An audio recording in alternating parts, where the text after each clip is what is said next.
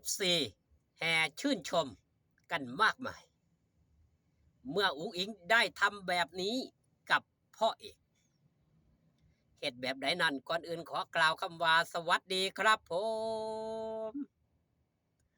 สวัสดีครับพี่น้องป้องปายครับมิตรหมอแคนแฟนหมอลำยินดีต้อนรับเข้าสู่ช่องไทยสีเกตชาแนลสวัสดีไปยังแฟนคลับ FC ลาดหน่อยอุ๋งอิงแฟนคลับ FC สาวหน่อยเพชรบันแพงสู้ขู่สู้คนเด้อครับเด้อมาช้ายังดีกว่าไม่มานั่นคือสโลแกนของช่องไทยสีเกตชาแนลสวัสดีไปยังแฟนคลับ FC ลาดหน่อยอุ๋งอิงแฟนคลับ FC สาวหน่อยเพชรบันแพงสู้ขู่สู้คนเด้อครับเด้อมื้อนี้ครับคิวงานสาวหน่อยเพชรบันแพงเล่นอยู่ที่บ้านน้องไผ่อำเภอเมืองจังหวัดชัยภูมิพี่น้องอยู่ไกลก็อย่าลืมไปให้กำลังแรงเชียร์แรงใจลาดหน่อยอุ๋งอิงพร้อมทีมงานชาวคณะสาวหน่อยเพชรบันแพงกันหลายๆเด้อครับเด้อหันมาเว้าฮอดจอดถึงครับเรื่องราวที่หิวใจการแสดงความหักความแพง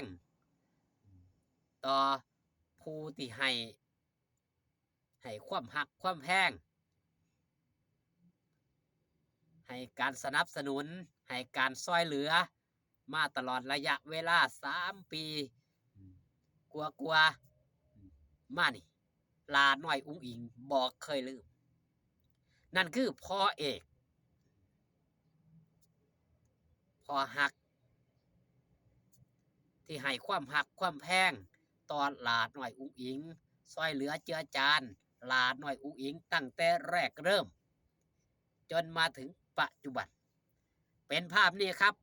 ลาน้อยอุ๋งอิงเอารางวัลให้กับพ่อเอกบ่หลายครับ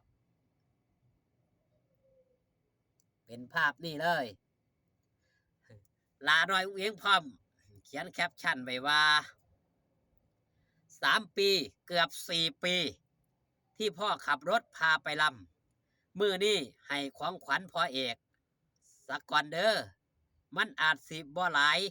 แต่ให้ด้วยใจเด้อจ้าหักบ่หลายละบ่หลายในลาน้อยอุ๋งอิงแต่เบิ่งปึกครับบ่น้อยสำหรับหลายผู้หลายคนที่มองเห็นสมครับสมค่าเหนื่อยค่าเมื่อยที่พ่อเอกได้ทุ่มเทให้กับหลานน้อยอุ๋งอิงบ่แม่นเฉพาะตอนมาอยู่สาวน้อยเพชรบ้านแพงแต่ก่อนพ่อเอกช่วยเหลือเจือจานหลานน้อยอุ๋งอิงในทุกด้านบ่ว่าจะเป็นเรื่องหัดร้องหมอลำหลานน้อยอุ๋งอิงมาในแนวลูกทุ่งตามที่พี่น้องได้ติดตามแม่นบ่ครับการประกวดอยู่ในระดับโรงเรียนหลานน้อยอุ๋งอิงก็ร้องแต่เพลงลูกทุ่งพอมาอยู่กับแม่ทางกำจังหวัดศรีสะเกษพอหักยังพ่อเอกถึงแม้ว่าบ่แม่นพ่อแท้ๆตามที่หมู่เฮาเจ้าค่อยได้ฮู้จักกันนั่นล่ะก็คอยสนับสนุนหลานน้อยอุ๋งอิงบ่ให้ขาดตกบกพร่องแนะนำหลานน้อยอุ๋งอิงว่ามาอยู่จังหวัดศรีสะเกษนี่มันต้องร้องต้องรำเป็นเพราะทางศรีสะเกษเป็นผู้มักม่วนเพิ่นมักทั้งหมอลำกับพาครับแนะนำให้ไปหาอาจารย์ผู้ที่ร้องผู้ที่ล่ำอย่างอาจารย์ตั้มนครินทร์ให้แม่หน่อยพาไปสมัครหัดเรียนร้องหัดเรียนล่ำตั้งแต่บัดนั้นครับบ่ว่าจะไปทำการแสดงหม้องใดหลานน้อยอุ๋งอิงไปเปิดหมวกหม้องใดไปตลาดนัดหม้องใดพ่อเอกก็คอยสู้คอยซ่อนขับรถไปรับไปส่งตลอดจนกระทั่งมาอยู่สาวน้อยเพชรบ้านแพง3 ปีเกือบ4 ปีเดินทางตลอดทุ่มเทให้กับครอบครัวทุ่มเทให้กับหลานน้อยอุ๋งอิงมอบความหักมอบความแพงให้ว่าง่ายๆครับบ่ขาดตกบกพร่อง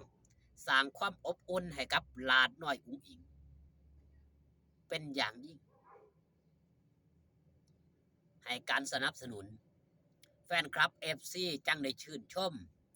ที่หลานน้อยอุ๋งอิงได้เฮ็ดแบบนี้ความกตัญญูกตเวทีคือตอบแทนบุคคลที่เพิ่นให้โอกาสเฮามาก่อนหลานน้อยอุ๋งอิงเฮ็ดบ่เคยขาดครับสำหรับผู้ที่ให้โอกาสหลานน้อยอุ๋งอิงสนับสนุนหลานน้อยอุ๋งอิงหลายผู้หลายคนแม่นหยังต้องให้พ่อเอกเพราะมันเป็นสิ่งที่ควรมันเป็นสิ่งที่ควรกระทำมันเป็นสิ่งที่อยู่ในใจหลานน้อยอุ๋งอิงเพราะหลานน้อยอุ๋งอิงบ่คิดที่จะใช้เอาเปรียบผู้อื่นว่าซั่นเถาะเป็นบุคคลที่เห็นอกเห็นใจผู้อื่นถึงแม้ว่าจะเป็นพ่อใกล้ชิดอยู่ในครอบครัวเดียวกันก็ตามหลานน้อยอุ๋งอิงก็ถือว่าพ่อเนี่ยมาเฮ็ดงานให้บ่ได้มาขับรถให้ฟรีๆเห็นอกเห็นใจผู้เป็นพ่อนี่ว่าพ่อเมื่อยนำอดตาหลับขับตานอนขับรถจากทางกรุงเทพฮอดศรีสะเกษไปทั่วหม้องทุกหม่องที่สาวน้อยเพชรบ้านแพงไปทำการแสดงระยะทาง 3-400 กิโล500-600 กิโลก็ต้องทนนั่นคือสิ่งที่พ่อเอกเฮ็ดมา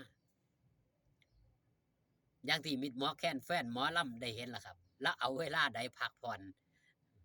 พอไปถึงงาน